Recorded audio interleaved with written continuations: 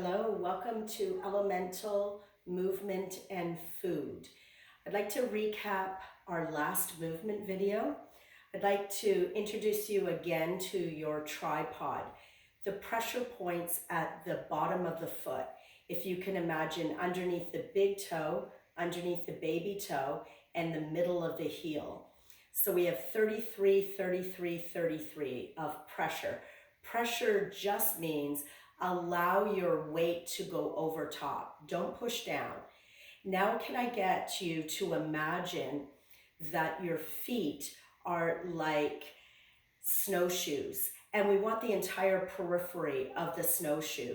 Can we allow the entire snowshoe to sink down and create a better foundation, a better base of support?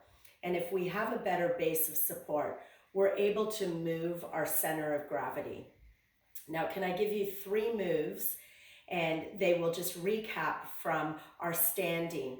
Could you shift your weight over one snowshoe and the other? And you're actually transferring first at the snowshoe. So you can see that I'm going at the same time. When my shin lines up over the foot, then my femur will go over the shin bone, my pelvis over top. I don't want one area to go faster than the other. So I wait to be invited in, and each bone is being moved by the other bone. They don't connect or touch. It's the muscles in between that allow. As I put pressure over each pretend snowshoe, I can feel different muscle being recruited. So that's our first move. The second move will be to go forward and back. So again, I'm moving at the snowshoes. I don't want to lift the heels or lift the toes. I want to stay connected and just transfer my pelvis over the snowshoes. So I feel more pressure at the front and then the back. And now I'd like to add a circle. Again, at the ankle, I'm going to move over the snowshoe. And now we'll go the other way. And if I can invite you to play with those 3 movements, and if we count both directions, then 4 movements. If you can just do whatever feels really good to you. And I want to just take a minute to introduce my intention for this video.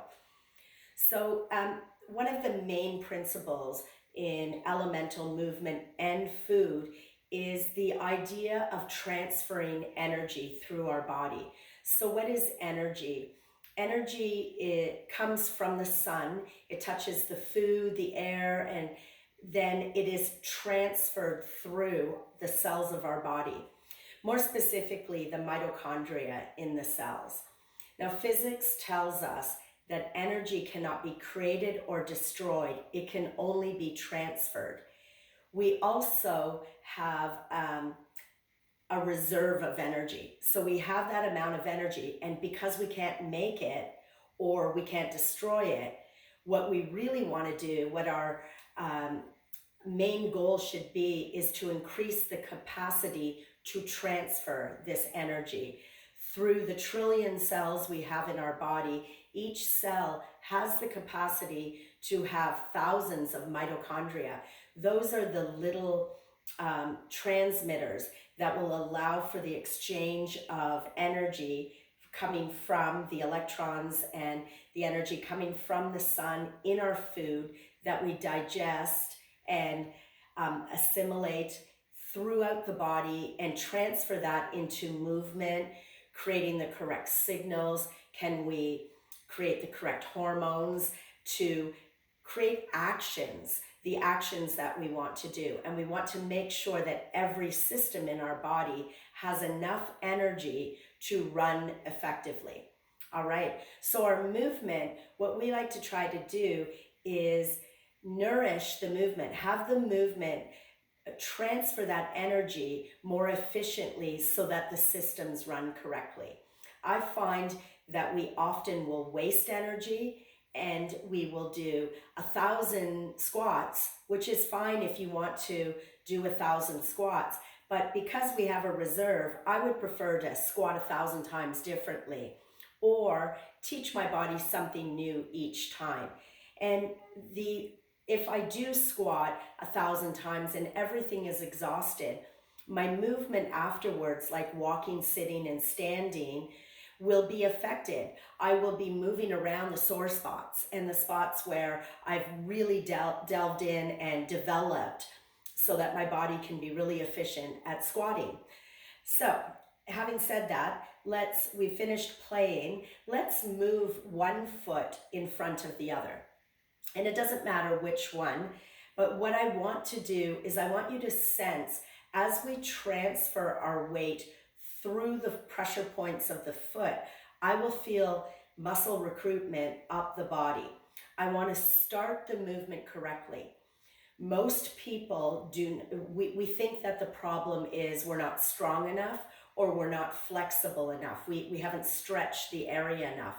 But what we really believe is that our movement patterns have been altered because our body adapts to lack of energy, pain, all sorts of different signals.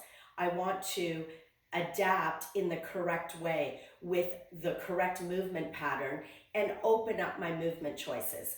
So I'm in this position and I'd like to transfer the weight of my pelvis over the middle foot, over to the four toes, the big toe, and back again through the middle of the foot and the heel.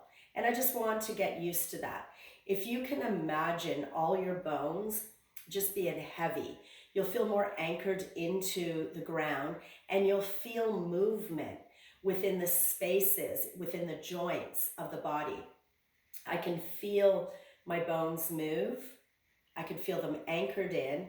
And as they're moving and creating a slide and a glide, as I move, I want to feel comfortable.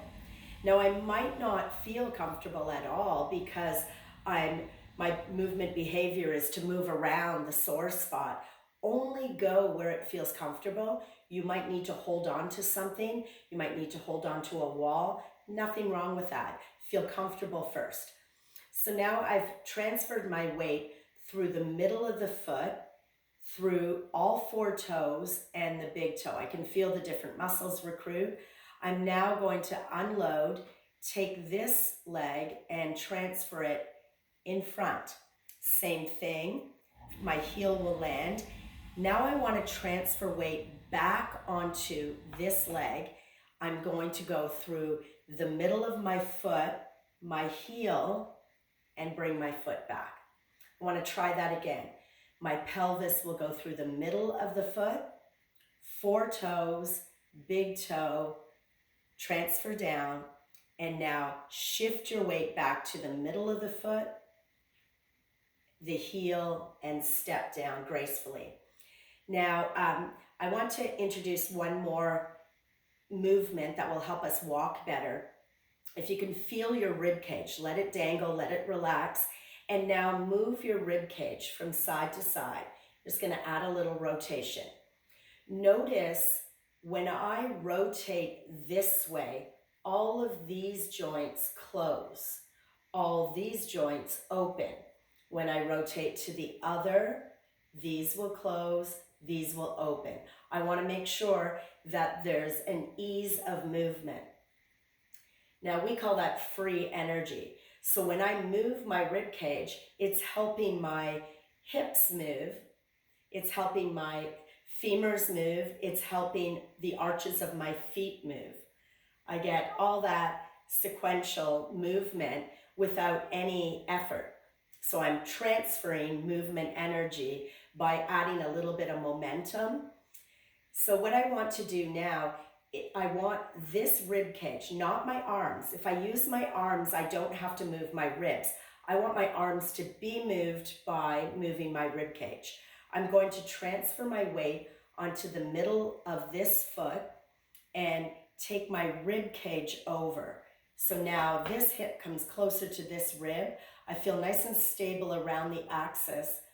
And then this is going to be my kick leg. It's going to be following through. I'm changing my rib cage and I want to come back. All the while, I'm just transferring a force through the middle of my foot. So I'm coming over, switching, and coming back. Rib cage will move. I'm exaggerating the rib cage movement and the arm movement just so you can see it. Once you start to feel the heaviness of your spine as an axis that will constantly come in and out of center, just allow that to flow. And I'm going to change the different leg. So I'll take this leg forward. And again, I want to start off with just transferring weight through the middle of my foot and coming back. Remember, you can hold on to something. So if perhaps I've had an issue on my left side, my knee, my hip, I might not be used to putting my weight and my pressure over the foot. So, or the knee or the hip. I want to put pressure, but it's movement pressure, so I might hold on. I'm going to add in, so as I transfer my weight over, this rib cage will come to meet, and I kick through and transfer and come back. Transferring through the middle of your foot, make an adjustment, and just feel the movement. Now, if you're feeling really good at this, you could close your eyes. You will feel all the different movements at the joint spaces. We have righting reflexes there. So when I move from one side to the next, my reflexes will bring me back to that center. If I feel the weight of my bones and I'm relaxed, I'll find center naturally without gripping around the muscle. Excellent. We'll come back to the center and you can shift your weight back and forth, forward and back, and circle, and just play around with those movements. Remember, hold on if you need to, and try to feel comfortable before you move on to any of the different movements. You can always go back to sitting, standing, and sit to stand. And then we can progress to this. Thanks so much for joining me, and we'll see you soon.